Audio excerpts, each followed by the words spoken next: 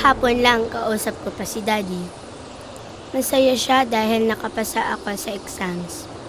Uuwi daw siya sa November 21.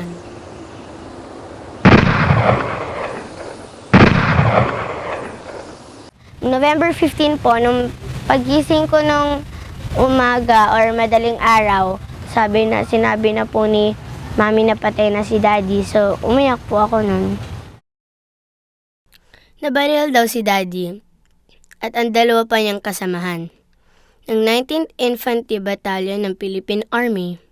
Hindi ako makapaniwala. So, lahat na binulabog namin para ma-check lang talaga kung may nangyari. Imposibleng mangyari. Kasi sinasabi ko, hindi si Leonard yung klase ng tao na yung ma-caught in crossfire. Nasa Cotabato ako nun eh. Sabi, Yuli, wala na si Leonard. Sabi ko, ha? Anong ibig sabihin? Patay na. So, nung time na yun, hindi na talaga makapunta sa field. Wala akong ginawa dun sa hotel, kundi umiyak. Siguro 3 araw ako iyak ng iyak nun.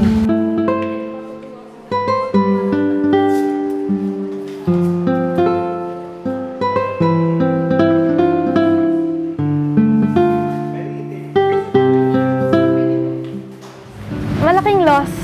Sobrang.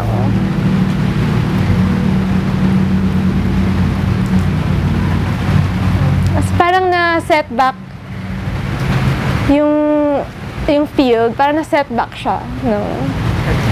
Malayo. Kasi wala talagang kasing galing niya. Or hindi siya natapos mag-train. Wala siyang naiwanang ganung caliber. Galit kaagad yung yung naramdaman ko. Kasi siguro hindi naman fair sabihin na unfair sabihin na sadya. Pero yung pakiramdam ko talagang sinadya lang, talagang sadya yung pangyayari, hindi aksidente. So yung galit ko na yun actually hindi nawawala. Hanggang ngayon pag naisip ko yun, galit pa rin ako actually.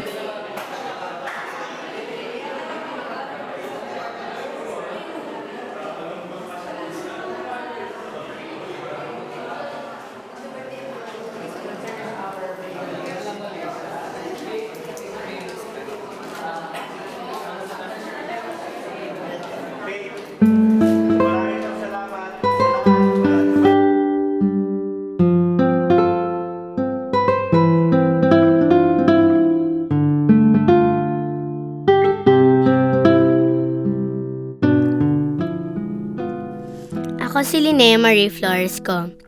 Maswerte raw ako, sabi ni Daddy. Kasi only child ako at ang pangalan ko ay galing sa isang cute na bulaklak sa North Pole. Ito ang Linnea Borealis. Sina Mommy at Daddy ay nagpakasal noong 1990. Ako naman ay ipinanganak noong May 7, 2002. Sabi ko, Daddy, bakit ka ba laging nagpupunta sa forest? Bakit ba ayaw maghanap ng ibang work? Sabi ni Daddy. Sabi ni Daddy, ang sagot po niya sa akin, kasi anak, ito lang ang maisip ko ng work at saka, simula noon, ito na ang nagustuhan ko na trabaho. Kahit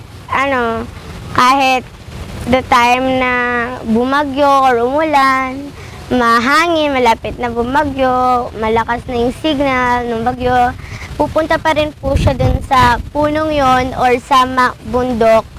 Tapos hindi pa rin po siya maalis dun.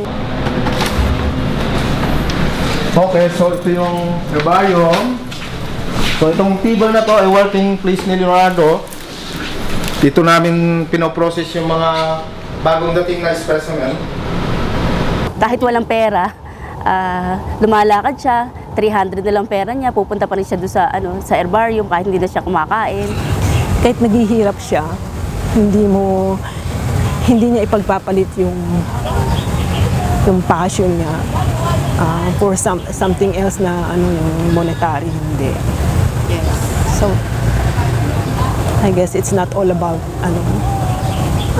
money or earning money, di ba? Hindi siya ganun. Then, itong area na to, sa working area din ni Leonard. Dito ang table niya dati. Tapos nagtatrabaho na ibang gabi na. Minsan, pag hindi siya nakauwi, ito yung hagdanan para dito siya magpahinga na misanin. Madalas siya dito, lalo siya pag galing sa field. Dito niya, pag hindi siya makauwi, dito na siya nag-stop. So, iniintindi ko na rin po siya na, yun yung i-break niya.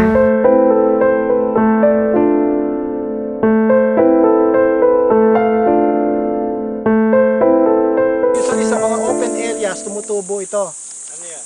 Palusapis. Anisoptera, Turritera. 30 years in college. Nakagraduate lang siya sa UP noong 2008. Pero kahit wala siyang degree, sabi nila, mas magaling pa siya sa may mga PhD. Sa tingin ko sa lahat ng Pilipino na biologist natin, masabing si Leonard siguro yung may pinakamalaking kontribusyon sa pag-unlad, paglawak ng botany sa Pilipinas. Sa tingin ko, konti lang ang pwedeng makilala natin na Pilipino na narating yung ganong antas ng kaalaman na kagaya ni Leonard. As in, that is one of our endemic Makarangas. Ito mga forest edges ito, sa mga forest edges. Hindi yan usually sa mga open areas. Usually mga forest edge. Napaka-importanting i-anchor namin sa scientific information yung ibang polisiya namin. So si Leonard kasi, pag may kailangan akong i-defend na policy, lalo na sa tungkol sa conservation ng plants, napakadali siyang kontakin. Yung ginagawa naming list of native plants noon, talagang siya yung number 1 na resource person namin. Lapit po tayo, sama po tayo. 1, 2, 3, go.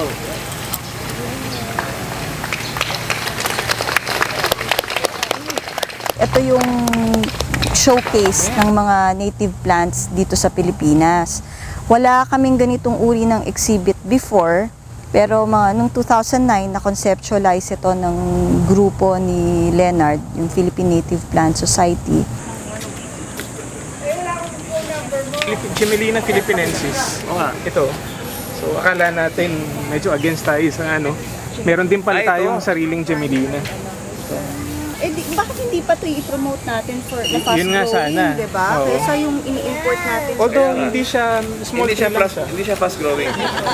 Dapat. Dito ako nag-birthday dati. Sa wakas, natupad na ang pangarap ni Daddy na magkaroon ng garden of native plants dito sa Ninoy Aquino Parks and Wildlife Center para mapalapit sa puso ng mga tao, lalo na sa mga kabataan, ang mga halaman ng Pilipinas.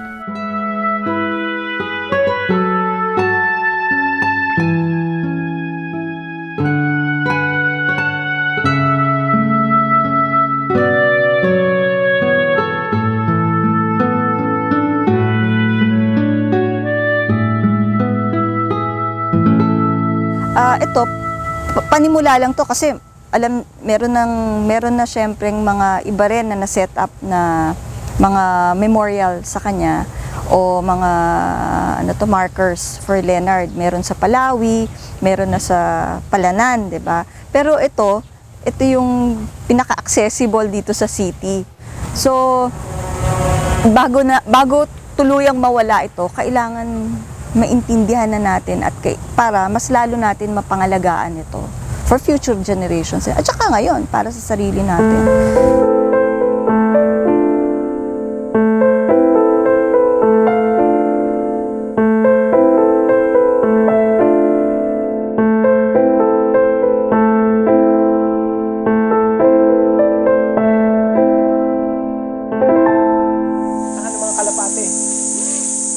Malalaki yung bunga and it turns blue Pagka single-seeded, yung seed niya sculpted. Ang ganda ng sculpture ng buto. Yeah, this is Elaiocarpus verticilliatus. Lumaki akong kasama ang mga estudyante ni Daddy. Naging dedicated din sila kagaya ni Daddy. Nahawa sila sa pagmamahal ni Daddy sa mga bundok at kagubatan. Of course, mataas yung pagtingin namin sa kanya dahil kilala siya. Siya yung top na taxonomist, botanist sa Pilipinas. Siya kasi parang generalist siya eh. Siya yung tipong walang pinapatawad na halos lahat alam niya from weeds to ferns to mga flowering plants, vines, trees. Lahat na alam niya plus yung mga iba pang storya na interesting about those vegetation. Yung passion niya talaga ay yung conservation. Sa tingin ko walang panahon na di ko marinig si Leonard na hindi magreklamo tungkol sa logging, sa gobyerno mismo na pinabayaan yung pangangalaga ng kagubatan natin at mga natural parks. Kahit na halaman yung pinag-aaralan niya, pero ang pinaglalaban niya yung kabuuan na sistema. Parang orgasmic kay Leonard yung dahon. Of course, orgasmic. Yeah. Orgasmic oh my God. I love orgasmic chemistry. I take it every semester. Orgasmic chemistry. Let's see, Ayan, sabi ko Okay, ito.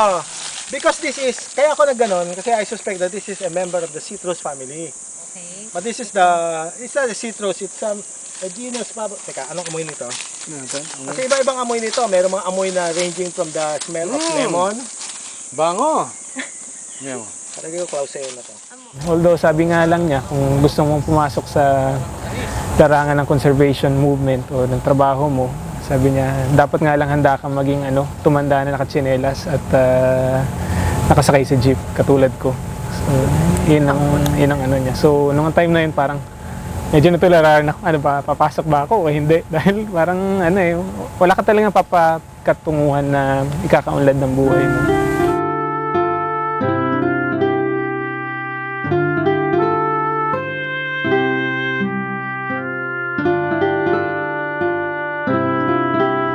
Si Sir Leonard. So yun, magaling daw kasi siya sa herbarium. Kaya naman nag-arise na ng interest ko na sino kaya yung Leonard na yun. Siguro kung paano, the way siya magsuot is a professional talaga. Clean, neat, organized. Pag nakita mo pa lang, wow. Talagang makikita mo kasi by physical, nakikita mo din na this person is professional. So, sabi niya, sige, antayin mo na lang ako sa herbarium. So, dumiretso ako dun sa herbarium. Habang may pumasok na lalaki. Akala ko utility worker. Kasi he wears polo with parang madumi pa. Tapos, nakapantalon yung kanyang sapatos, hindi pa nakasintas. So, hindi ko pinansin kasi ito, hindi ko naman kailangan magpaalam. Aid sa main ko, aid lang siguro to, gano'n. Tapos bigla siya, ikaw ba si Bonnie? Sabi niya. Siya, sige, pag-usapan na natin to. Tapos, nabigla ko nalaman, siya, ito pala si Sir Leonard. He's really a good teacher. Kasi nga, kung ano yung passion, kung passion mong halaman, magsisimula kayo sa isang piraso ng dahon, mauwi kayo sa gubat na usapan. So, that's how, yun nga yung first week, tanong ako ng tanong. And the next week, niiwasan ko nang magtanong kasi lagi kayong aabutin ng gabi.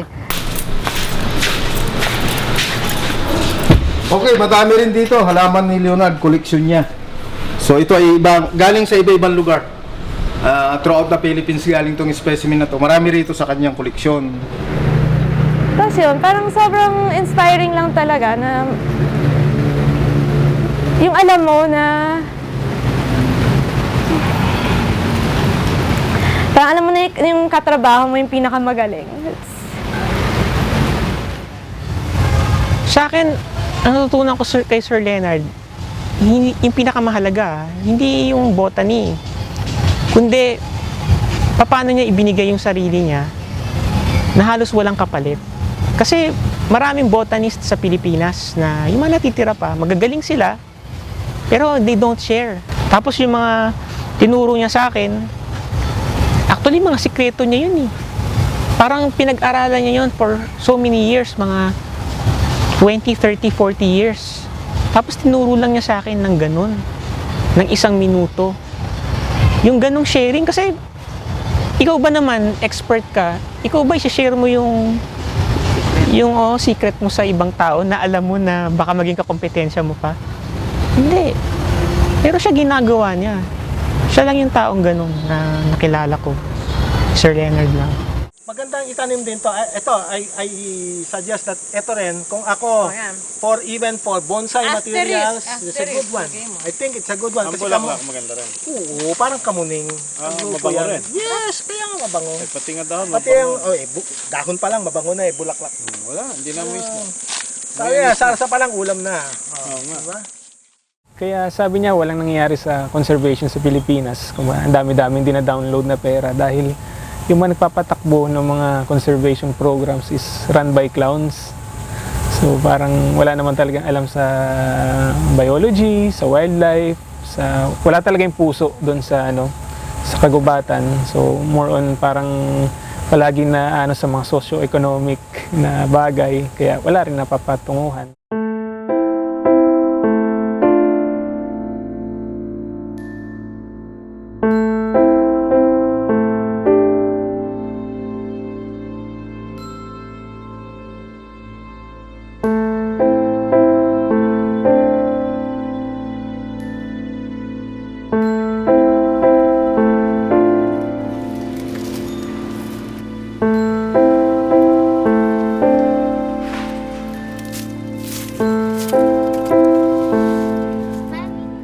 Noong nabubuhay pa si Daddy, isinama niya ako sa UP para ituro ang isang puno. Dito raw ang paglalagyan ng kanyang mga abo kung siya ay mamatay. Dito nga namin inilibing ang isang bahagi ng kanyang mga abo.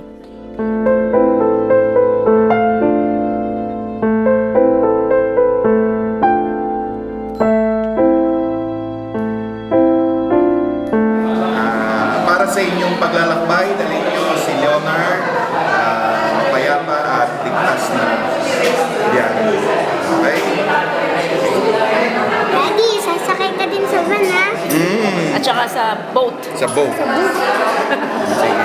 Okay, thank you. Papunta na kami ngayon sa Palanan sa Isabela Province. Gusto kasi ni Daddy na ikalat ang natitira niyang abo sa Palanan Forest Plot. Ito ang naging forest laboratory niya sa loob ng 17 years. Mahaba ang biyahe papuntang Palanan. Ingat na ingat si Mami sa ashes ni Daddy. Sumakay kami ng van hanggang Kasiguran sa Quezon Province. Tapos, sumakay naman kami sa Navy boat.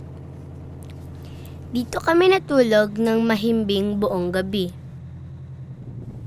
Sabi ng Navy officer, nagtataka daw siya dahil noon lang matahimik ang biyahe sa dagat.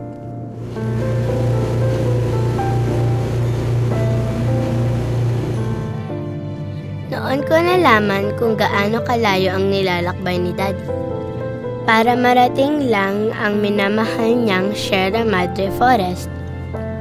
Kasi mula sa Navy boat, sumakay pa uli kami ng bangka.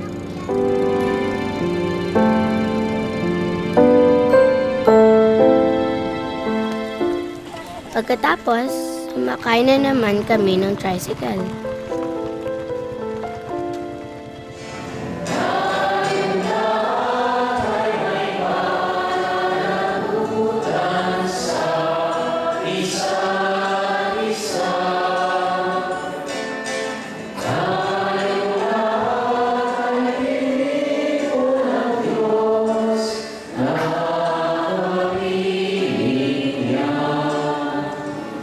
Nagpapasalamat kami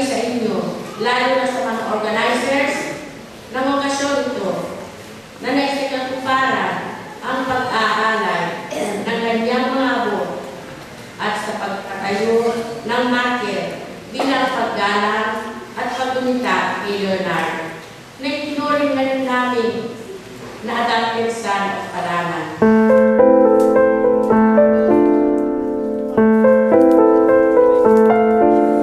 This forest dynamic plot is dedicated to the late botanist Leonardo Elco for his invaluable effort and unflinching desire to establish, conserve, and protect this area for its unique features and high biodiversity.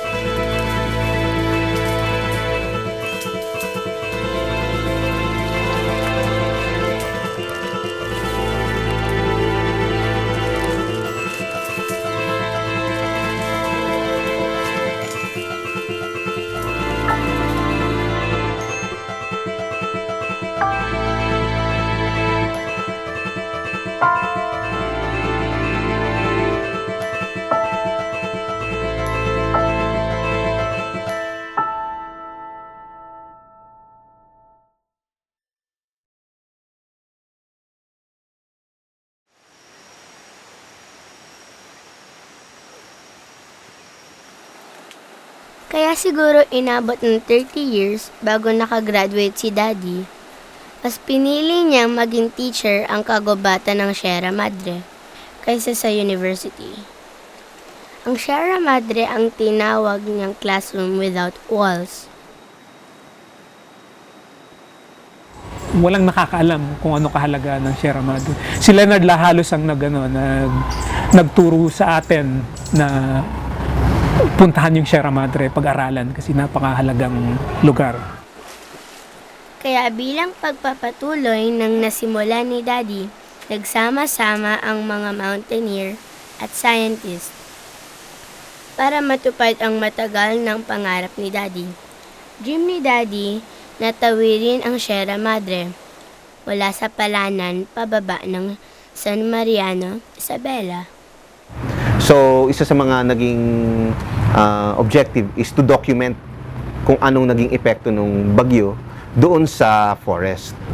Nakita namin nung unang pasok namin, talagang parang kinalbo yung mga dahon ng mga puno. Talagang parang ginanon, talagang nakalbo siya. Sinabunutan, no? Yun, actually, yung word noon, sinabunutan yung mga puno. Na, ang report nga ng mga dumagat kahit yung mga yung mga ibon na nakita nila, lumulutang yan sa ilog nung bumaha.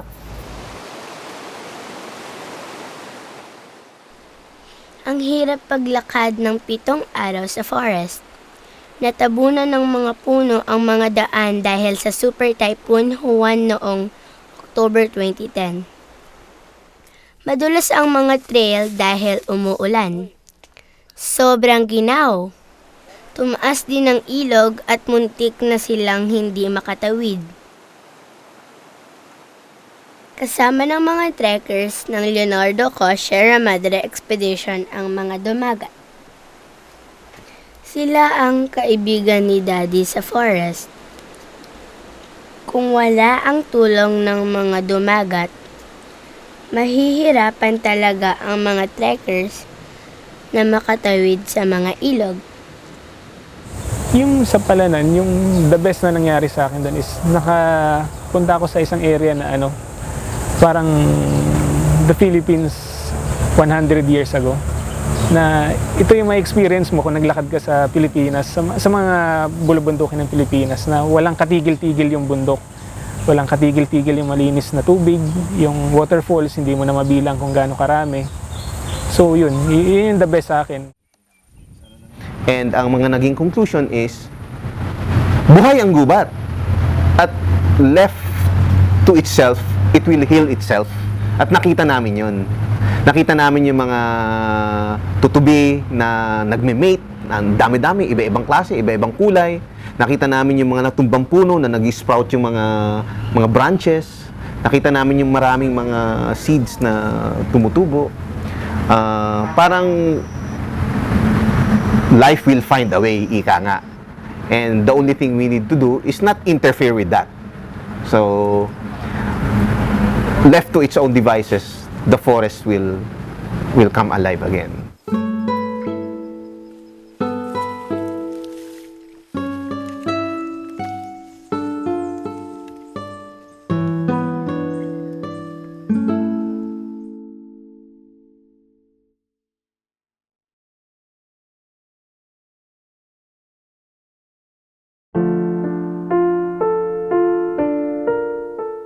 Mula noong namatay si Daddy, kasama ang forest guard na si Sofronio Cortez at ang magsasaka na si Julius Borromeo. Nagbago na ang buhay namin ni Mami. 8 years old lang ako nung namatay si Daddy noong November 15, 2010. Talagang hindi ko matanggap yun eh. Dahil magkausap kami, kausap niya si Lin May, na pipilitin niya makauwi. Sabi nga ni Lin May, wala na pala siya. Yung palang pag-uwi niya, wala na.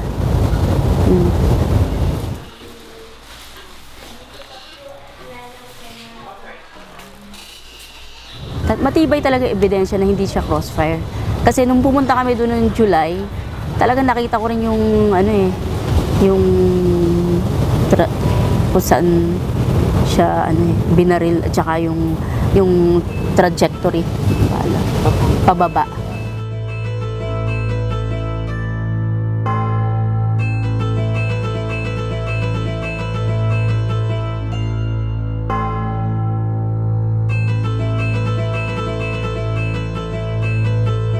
So okay, ito ang tinatawag na pull cutter. Pagkulikta ng plant specimen. So kung hindi mo maabot, gagamitan mo nito. So ang procedure, isasabit yan at ibababa itong string na to para malaglag yung sanga or halaman. Yun nga yun, itong gamit na to pinapinturahan ng EDC people ng orange para reflectorize at hindi mapagkamalan na long firearm. So consider wala namang ganyan na kulay na firearm siguro, I don't know, pero opinion ko nga dala-dala to lagi ni Leonard na ganitong equipment kung tawagin sa amin din tayo. Minsan ako dala-dala ko to ganito na sinabi doon sa nabasa ko na may long firearms na dala, which baka ito nga yung sinasabi. Hindi ko alam.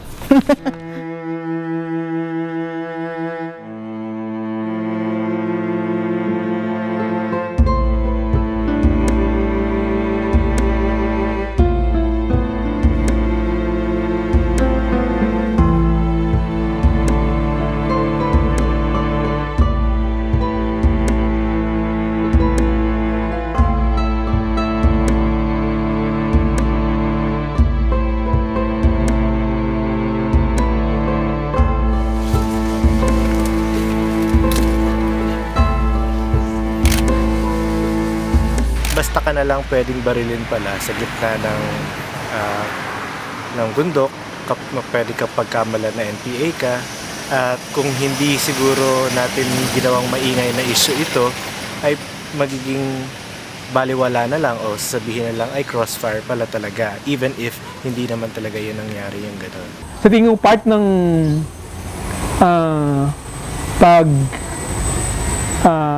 pursue natin ng justice kay Leonard ay yung maipagpatuloy yung nasimulan niya. Sa tingin ko more than anything, yun sa tingin ko ang mag-justify kung ano man yung nangyari, ano man pinagbuwisan ng buhay ni Leonard. Gusto ko pong magkaroon ng katarungan yung pagkamatay ng tatay ko or daddy ko, at gusto kong magbayad ang mga military at mga pumatay sa tatay ko dahil hindi lang dahil sa galit ako, as if ang ibig ko sabihin ay galit na galit ako sa feelings ko at sa pamilya namin na namatay ang tatay ko dahil sa inyo. Yun lang po. So, gusto ko pong bigyan ng katarungan ang pagkamatay ng tatay ko.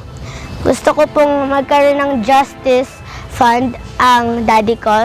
Gusto ko pong umamin na kayo na kayo ang pumatay sa tatay ko kasi wala na kayong magagawa, hindi na kayo makakalusot.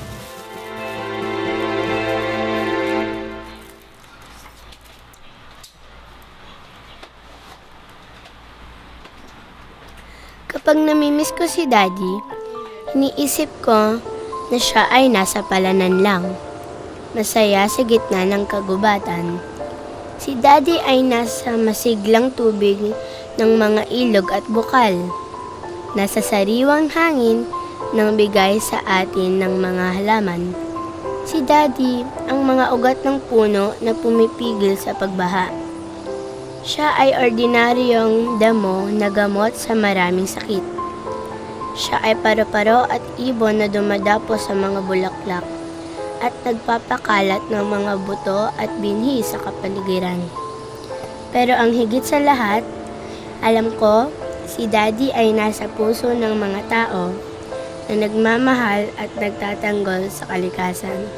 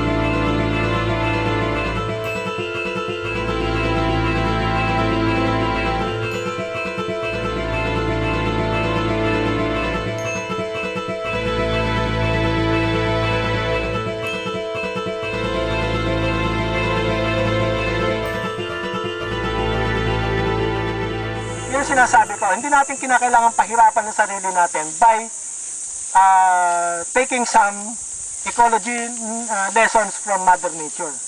And yung leksyon na yan, nakikita mo yan sa mga gilid-gilid ng gubat at saka sa mga grassland. What you see, sabi nga nila, when you copy Mother Nature, you'll never go wrong.